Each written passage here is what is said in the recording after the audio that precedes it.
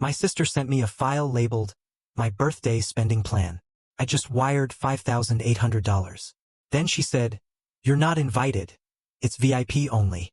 I chuckled and replied, "Very helpful." Blocked the shared card, canceled the venue, and sent a new list. Find yourself a new sponsor. An hour later, 83 missed calls. You know that feeling when you realize you've been sleepwalking through your own life, letting others write your story? Well, for me, that wake-up call came when I discovered I was footing the bill for a lavish party. A party I wasn't even invited to. Can you believe it? The one paying for it all was explicitly told, "VIP only. You're not on the list." My name's Max, I'm 31, and for as long as I can remember, I've been the quiet one, the steady one in my family. I'm the guy who remembers everyone's shoe sizes, the Wi-Fi passwords, and yeah, I'm probably the one who's already paid for your Uber before you even thought to ask. In our family, my sister Tessa, she's the star. She walks into a room, heads turn. Me, I'm usually already in the kitchen cutting limes, just blending in. I work in operations for a logistics company. Not glamorous, I know. I make lists, set reminders, fix things before they break. And at home, that just became my whole personality. Ask Max, he'll know. And over time, that slowly shifted into, ask Max, he'll cover it. We're not rich, but we're not struggling either. My parents own a small landscaping business. Summers growing up, I was hauling bags of mulch. Tessa, she was helping with social media. Guess who got paid in experience? I used to think it was normal, you know? Every family has a favorite. Maybe I was fine being the background character, as long as the movie kept rolling. But then I started noticing it. How often my phone lit up with the same kind of message. Max, can you front me rent? I'll pay you Friday. Max, I forgot mom's gift. Max, the brunch place only takes one card. It was always just enough to feel petty if I complained. $40 here, $120 there. I even added a temporary shared card to my account for emergencies when Tessa's debit got hacked. She'd left it in an Uber.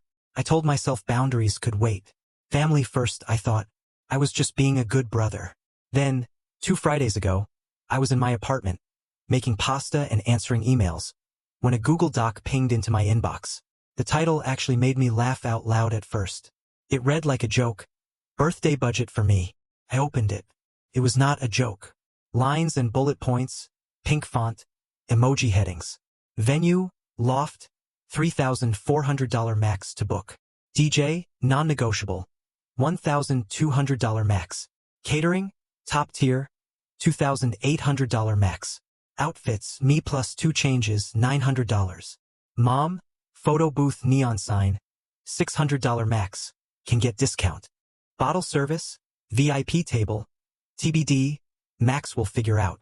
Surprise cake, $180. Dad. Decor, $450. I'll pick, Max pay later. Underneath all that, a list of deliverables with dates. My name was next to most of them. There was even a note in parenthesis. Don't be weird about receipts. I'll send them later. I just stood there, staring at the steam coming off the pot, like it could spell out a better answer. Then my phone rang.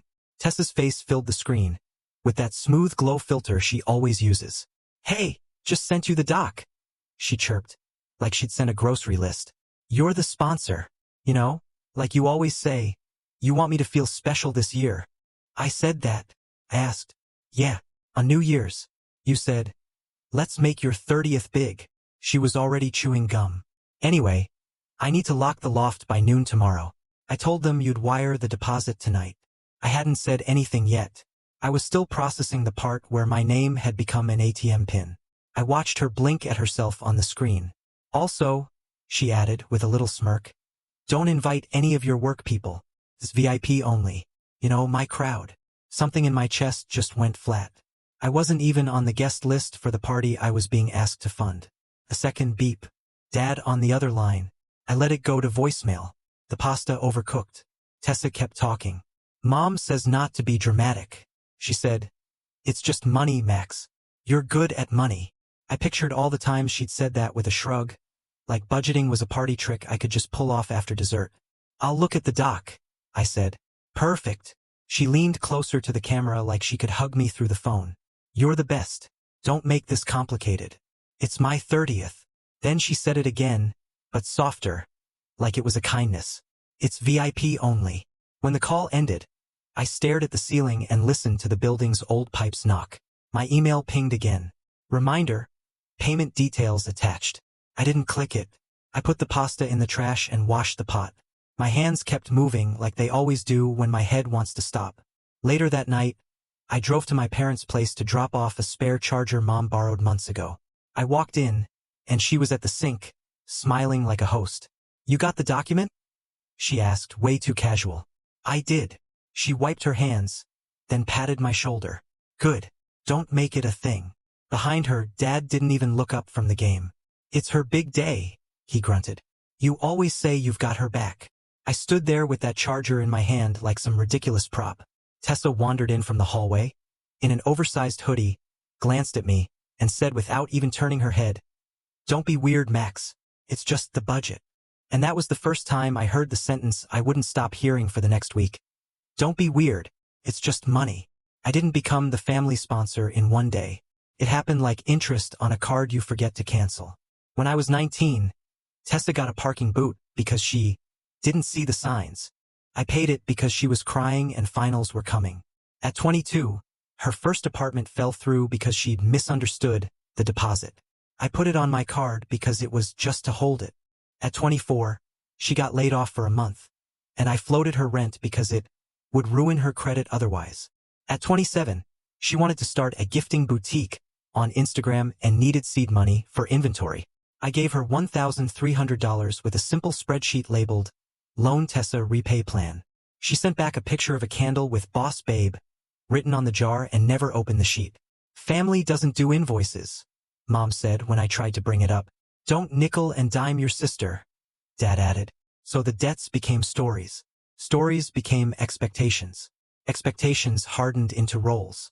Meanwhile, I was building my own boring little life. I tracked every bill. I paid off my student loan early by eating rice and eggs for a year. I rented a place I could afford. I saved 6 months of expenses. Nothing flashy, no exotic pictures, just stability. But with family, stability made me the safety net. If anything sagged, I was there. I can't count how many times I've heard, "Max, you're so responsible," in the tone people used to say, "Max, you can handle it." 2 years ago, I added Tessa as an authorized user on one of my cards after she called from a pharmacy in tears because her card declined for protein bars. I told myself it was temporary. I told her the limit was $300. She nodded vigorously on FaceTime. "Promise," she said. "Only emergencies." Within a month, there was a $280 charge at a nail salon labeled VIP Chrome Set, and another $147 at a place called Glow Bar. When I asked, she said, "Self-care is an emergency." She sounded so sincere I let it slide. I lowered the limit. She found a way to split charges across her debit. "Relax," she texted with a sparkle emoji. "I know what I'm doing." I stopped asking for repayment dates. Every time I tried, the conversation turned into a referendum on my attitude. "You always make me feel poor," she'd say.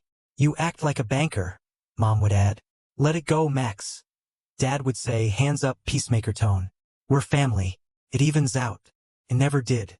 So, when the birthday budget for me doc arrived, it wasn't a surprise. It was the graduate-level version of a class I'd been forced to take for years. The doc itself was thorough. There was a tab for guest tiers with colored labels. VIP, Core, maybe. I was in Core, but next to my name, in parenthesis, Work Vibe, not Party Vibe. There was a tab called Asks with deadlines.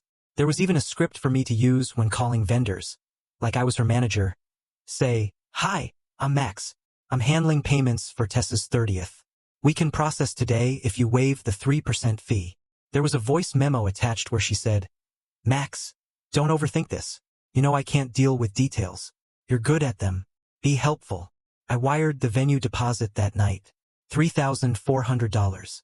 Felt like muscle memory. I moved $2,400 in savings around to cushion the hit. I told myself it was fine because Dad had said he'd handle the food and Mom said she'd cover decor. Then Dad texted me, "Food vendor wants payment in full to lock price. Can you front it? I'll sell you right away." I sent $2,400 because arguing with Dad at 11:52 p.m. makes me feel 12 again. Saturday morning, I'd wired $5,800 in total across 2 vendors. My name on both confirmations. I made myself coffee and opened the doc to check off the boxes. That's when a new comment appeared from Tessa at the top. FYI, Max, dress code is strict. You can come to the pre-party to help set up, but actual party is VIP only. I just stared at the words. Pre-party. Help set up. Not invited. I waited for the follow-up text that said, kidding. It didn't come. Instead, Mom called to talk linens. I'm thinking rose gold, she said. But not too gold. Tasteful. Am I actually not invited? I asked. She paused. Oh, honey, Tessa's friends can be particular. You know how you get about noise and crowds. It's better this way. I'm paying for it, I said. It sounded stupid out loud, like pointing out gravity. Don't be transactional, she said. It ruins the vibe. I told myself to breathe. I told myself to pick battles. I picked napkins.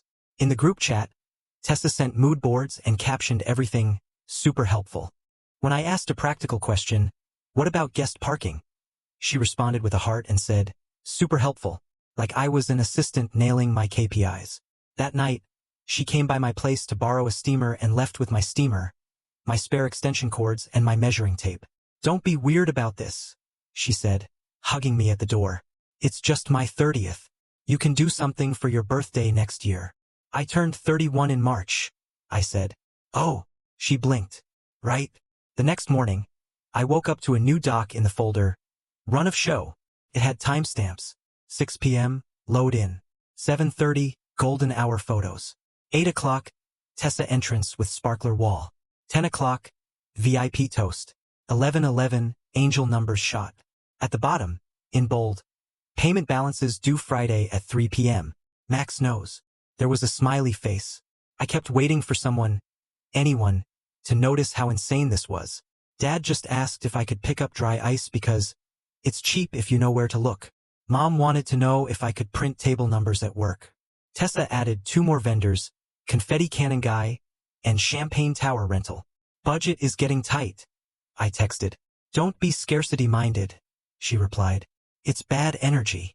That afternoon, she sent the line that finally hit bone. By the way, I had to tell the venue you're not staying for the party. It's VIP only.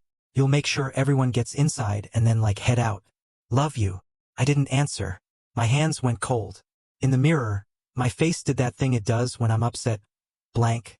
Like a screen frozen on the homepage. I have a tells list in my phone for when I need to check myself. Jaw tight, shoulders up, breathing shallow. All 3 were lit. I drove to my parents again. The house smelled like bleach and lemon. Tessa was at the table with swatches. Mom, arranging fake peonies. Max. Mom chirped. Pick a blush. Tessa didn't look up. Did you send the DJ his retainer? He's threatening to release the date.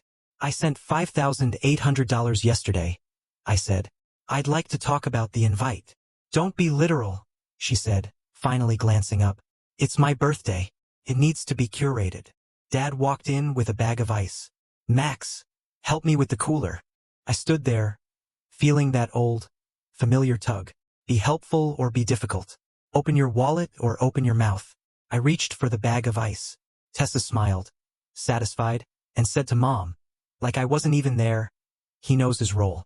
And for the first time in a long time, that sentence didn't just slide past me. It stuck. It stayed. He knows his role. The breaking point wasn't fireworks. It was a Tuesday at 6:12 p.m. in my living room, with the hiss of my radiator and the neon from the bodega across the street flashing open. The DJ texted, "Need full payment by Friday or I release date. No exceptions." The venue emailed, "Final headcount and balance due Thursday, 3 p.m.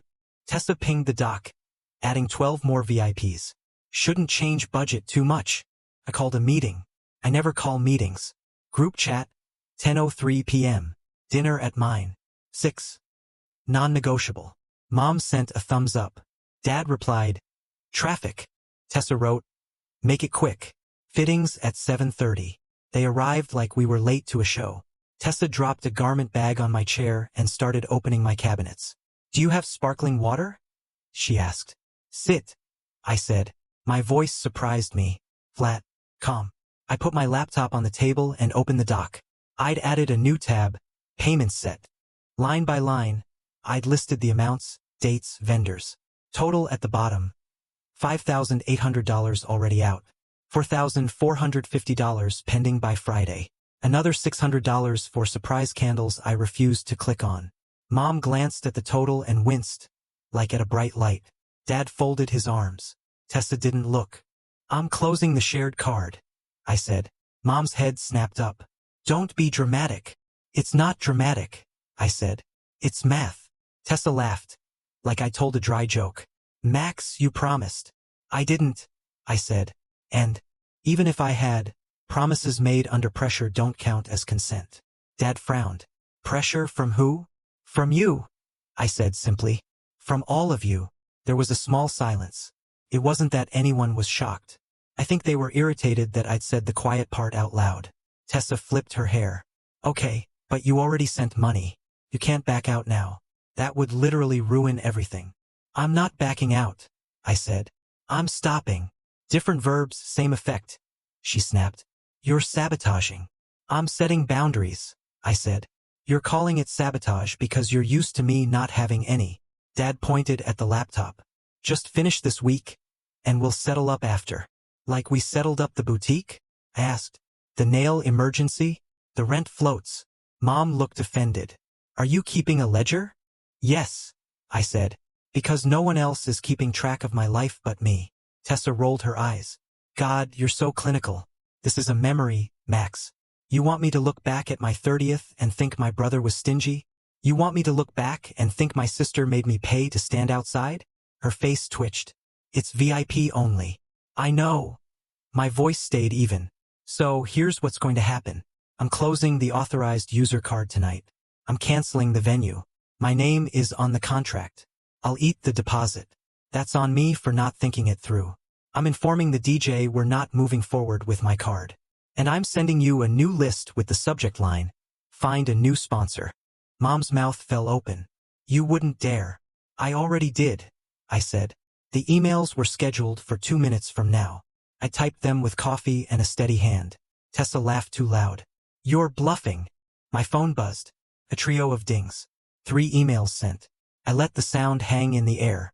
Dad stepped forward. Max, this is family business. Exactly, I said. Which is why I want to say this to your faces and not in a text. I love you. I'm done paying to be in a room I'm not allowed to enter. I'm done being useful in exchange for being invisible. Tessa's eyes started to shine. Not with tears, with anger. You're punishing me. No, I said. Mom grabbed my arm, nails sharp. You are ruining your sister's birthday. I took a breath. Tessa, if you want a $9,000 party, you can have a $9,000 party. Use your savings. Ask your friends. Ask Dad. Ask Mom. But you can't ask me. And then tell me I'm not invited. That's not a party. That's a purchase. And I'm not buying it. She blinked like I'd slapped her. You're being cruel. I'm being clear, I said. Clarity feels like cruelty when you're used to chaos. Dad's voice went low. If you press send on those emails, don't come to my house this week. Then I won't, I said, and it came out steady. But I hope you'll still come to mine when you want to see me, and not my wallet. Tessa grabbed her garment bag. I knew you'd make this about you. I almost laughed. It already was. She stormed out. Mom followed, muttering, unbelievable. Dad stood there a second longer, like he wanted to say something older and kinder. He didn't. He closed the door a bit too hard instead. I stood in the quiet, listening to my radiator hiss again. Then I opened my banking app and removed Tessa as an authorized user. I sent one final email to the vendors. Please direct future communication to the client. Tessa, last name. I attached her phone, her email, her Instagram. Then I texted Tessa the new doc. Find a new sponsor. It had 3 bullet points. Scale down. Pay yourself. Invite who you can afford. I wrote one more line at the bottom. Super helpful.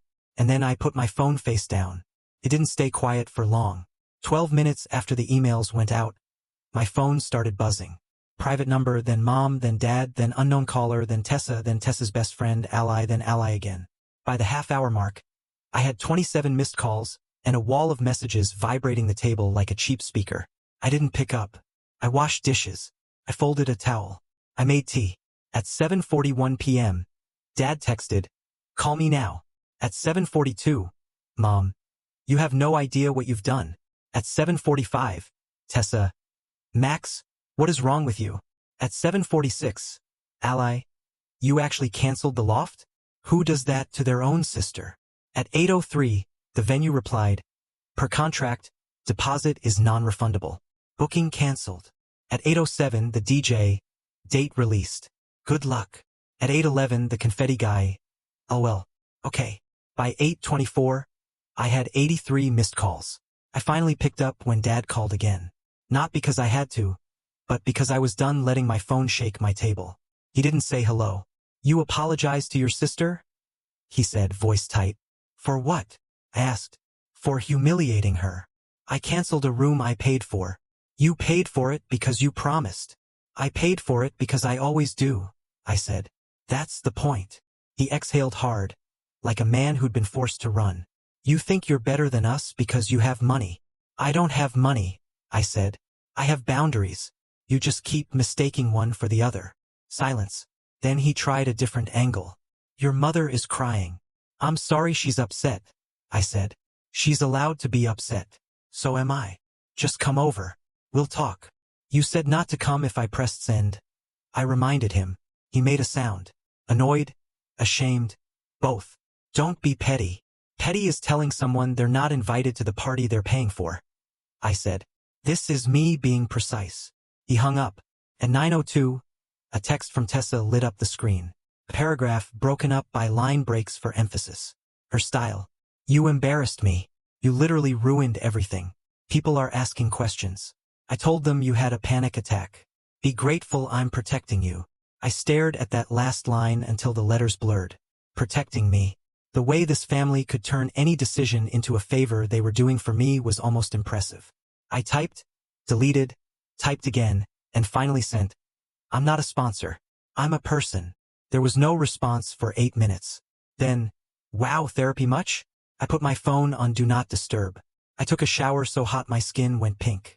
I slept like someone had closed a window that had been open for years. The next morning, the group chat was a mess of half-formed plans. Ally volunteered her boyfriend's cousin's backyard. Someone else said a restaurant might comp the space if influencers came. Mom posted a photo of a cupcake tower with the caption, "We can make it work," underneath 3 little dots. Then, Max, if you had just... Then she deleted it. By noon, a new doc appeared. Pivot plan. It was chaotic. Wrong fonts, broken links, no numbers. For the first time, I saw the gears grinding without me. It looked like a group project led by no one. At 1:13 p.m., my boss pinged me on Slack. You good? You look focused today. I smiled at my screen. I am. At 2 p.m., I walked to a coffee shop and sat by the window. I watched people carry their own bags and pay for their own drinks and not owe anyone for existing. At 3:22 p.m., my aunt called. She never calls me. I don't know the full story, she said, breathless. But your mom is telling people you had some kind of episode. Do you? I have boundaries, I said. They look like episodes to people who are used to me saying yes. She was quiet. Then carefully, good for you. At 5:40 p.m., I got a Venmo request from Dad for $180 labeled cake. Surprise. I almost laughed. I declined with a note. I'm not part of this. At 6:10 p.m., Tessa posted a story. Her in a white suit in a mirror, captioned plot twist. The party goes on. At 6:14, she posted a screenshot of a text from me, with my name blurred and the words, find a new sponsor, circled in red, plus an eye roll emoji. Her comments filled with people saying, men are so bitter, and family is supposed to support you. I put my phone face down again. I made rice and eggs and ate in quiet. Around 8 p.m., someone knocked at my door. I knew the pattern. That he stood there with that look. Half apologies he never says. Half orders he can't help. Walk with me, he said. We went down the block. The air smelled like rain and fried onions. He shoved his hands in his pockets and didn't look at me. She's devastated, he said. I know. You could have handled it better. So could you, I said. He flinched, then covered it with a sigh. You were always the steady one. We leaned on you. Maybe too much. I waited. People love the phrase maybe too much. It's almost an apology if you squint. He kept talking. Your mother? She doesn't always. She wants nice things for your sister. She wants them with my money, I said. He didn't argue. It's complicated. It's simple, I said. We walked in silence. A bus roared past somewhere. Kid laughed. He stopped and finally looked at me. You coming Saturday to what? The backyard backup, he said, almost smiling, like it was a joke we were in on. I'm not invited, I said. He winced. That was dumb of her. It was honest, I said. And now I'm being honest back. He nodded once, slow. You always were like your grandpa, stubborn. I always paid, I said. That's different. We stood there, two men with the same nose, pretending this was about the weather. He started to speak, then didn't. He patted my shoulder and left. Back upstairs, I sat on the edge of my bed and let the quiet settle. There was loss in it. Not the dramatic kind, the slow kind, the kind where you realize the version of your family you were carrying around was a story you wrote to make something sharp look soft. Saturday came. The backup party went forward at Ally's boyfriend's cousin's yard. They managed folding tables and store-bought cupcakes and a Bluetooth speaker that cut in and out. Tessa posted heavily filtered videos with captions like, "If you know, you know." I watched exactly none of it. Instead, I went to the farmer's market at 9 a.m. I bought peaches and basil. I took a longer route home and passed a kid selling lemonade for $1. I gave him $5 and didn't have to justify it to anyone. I cleaned my apartment, the kind of deep clean that lets you find your own stuff again. I made a new budget doc. Not for anyone else, for mine. I removed the tabs with other people's names. I added one called Future and put 3 lines in it: therapy, travel, a chair that doesn't hurt my back. At 6 p.m., my phone lit up with photos from a number I didn't save. Tessa in sparkler light. Tessa with a cupcake. Tessa with the caption VIP only. No crowd shots, tight frames. I put the phone face down and went back to chopping basil. Sunday morning, Mom texted, "We should talk. Family meeting at 5. I replied, "I won't be there." She answered, "Max, don't make me choose." I typed, "I'm choosing me." I hit send and sat with the way my stomach flipped, and then settled. On Monday, my bank texted me an alert. Attempted charge $612. Glowbar. Declined. I smiled without meaning to. The system worked. On Tuesday, I got a polite email from the venue manager, thanking me for being clear and prompt. The word clear landed like a warm towel. On Wednesday, I slept a full 8 hours and woke up before my alarm. The calls slowed. The text shifted tone from outrage to negotiation. What if you just pay for the DJ? Just bring the champagne tower then. At least pay the cake. It's only $180. It's only became the phrase I started flagging in my head like a red tag. Nothing is only when it's everything. By Friday it was quiet. Not peace, but quiet. I made dinner. I watched a dumb movie. I thought about nothing. Felt new in my mouth. Nothing. That night, around 11 p.m., my phone buzzed one last time. A message from Tessa. No punctuation. Just, "I need time." I stared at it for a long moment. Then I wrote back, "Me too. This whole experience, it's been a lot. I'm still figuring things out, but for the first time in a long time, I feel like I'm actually driving my own life. What about you? Have you ever had a moment where you realized you needed to set a huge boundary with family, even when it felt like everything might fall apart? Tell me what you think. I really want to know."